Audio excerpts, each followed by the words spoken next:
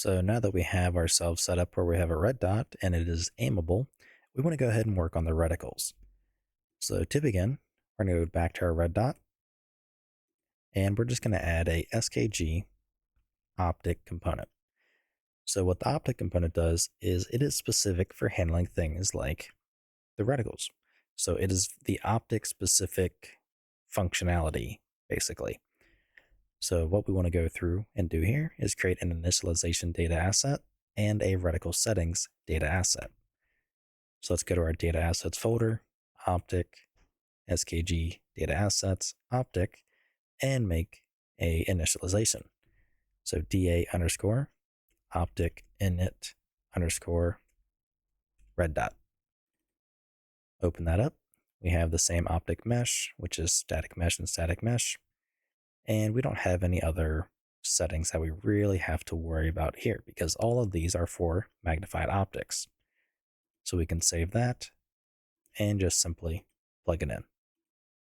So next up, we want a reticle settings. So same thing, data assets, optic, reticle settings. So DA underscore reticle settings underscore red dot.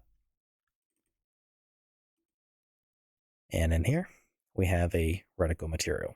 So if we search for reticle, we have our M underscore magnified no reticle, M underscore reticle magnified, MI underscore, well, basically these are the material instances, but we have MI underscore reticle non-magnified. So because we are using a red dot, it's not magnified. We want to use this.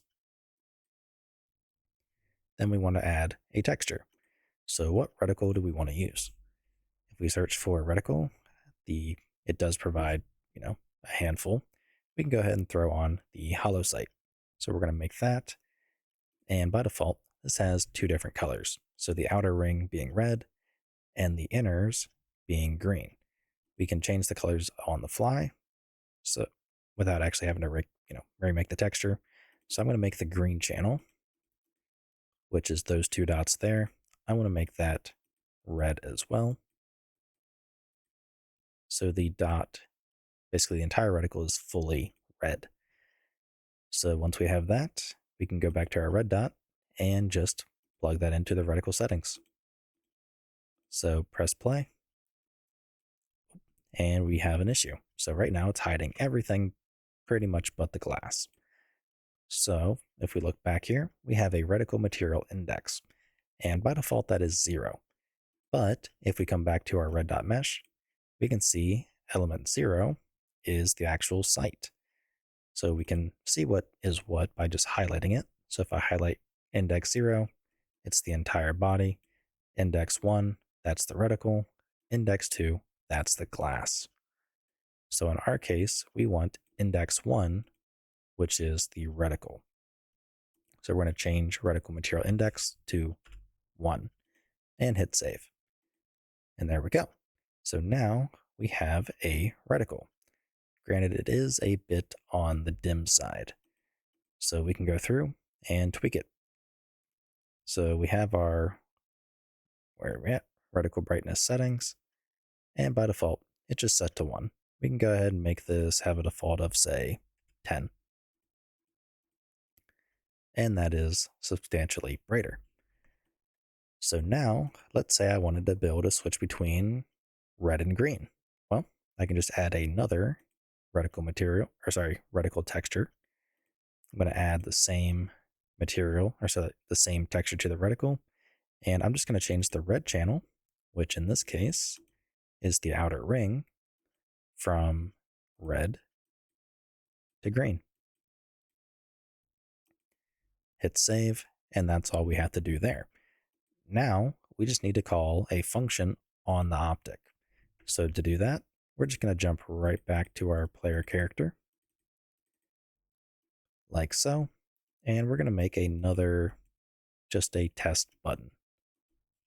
So right here, I'm going to make it whenever I press M, I want to change between red and green on the reticle. So we need to get access to the optic component. So to do that, we want our shooter pawn component where we can grab either the firearm component, the held actor, or there's even a current optic component. So I do have some initial helpers like that. You can get the current light laser, you can get the firearm component, a lot of this stuff directly from the shooter pawn component. And the reason being is the shooter pawn component is intended to allow you to hold things that are not firearms. For example, if you picked up an optic off the ground and put it into your hands, you can aim with that optic.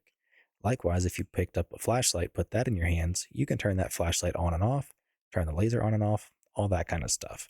Because the typical flow is you would get the shooter pawn component, then you would get the firearm component, and from there, you can grab things like the optic component, the light lasers, the muzzle devices, the offhand IK, attachments, all that kind of stuff. So in our case, we want the current optic component. And from there, if we search for reticle, we have a function called cycle reticle. We can also decrease and increase the reticle brightness at runtime and also toggle on the night vision mode. So in our case, we just want to call cycle reticle. So now, if I aim and I press M, you can see we're toggling between red and green. And it's that simple. So now let's go ahead and pretend we want to do brightness. So same thing. I'm just going to we'll make it to where O increases brightness and L decreases it. So in our case, we want to again get the optic component, and we want to increase the reticle brightness on O and decrease the reticle brightness on L. So the only thing we have to do is set up those settings. So if we go to our reticle settings data asset again, under reticle brightness settings, let's add 4 entries.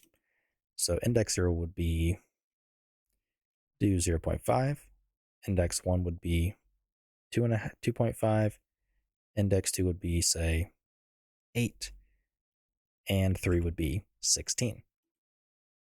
So now, if I aim, you can see it's quite dim, but if I press O, I'm pressing the wrong key. If I press O, it gets brighter. Press it again, gets brighter, brighter, and now we're at the max, and then I can go back down. So we can tweak the brightness on the fly very simply. All right, and that is pretty much it. So that handles the reticle brightness and the colors, all that kind of stuff. You can switch between whatever reticles you want and just kind of configure them in here. So it's not really a whole lot else to add. In terms of the night vision, so when you basically, these are a separate set of settings for night vision brightness. So say you have like an EOTech EXPS3, you have your own set of night vision modes or brightness settings. You could have things like 0.05, 0.1, that kind of stuff, to where you have it where you can't really see it with the naked eye, but you can see it clearly under night vision. And then weighted blendables, we don't need to worry about that. That is specific to thermals, which we will cover later. But yeah, that is pretty much it. With that out of the way, I think in the next video, we're probably going to do a forward grip, I think. Let me triple check to make sure. I believe it came with an attachment for that. Yes, it did. Okay, so that's what we're going to focus on in the next video. So I will see you then.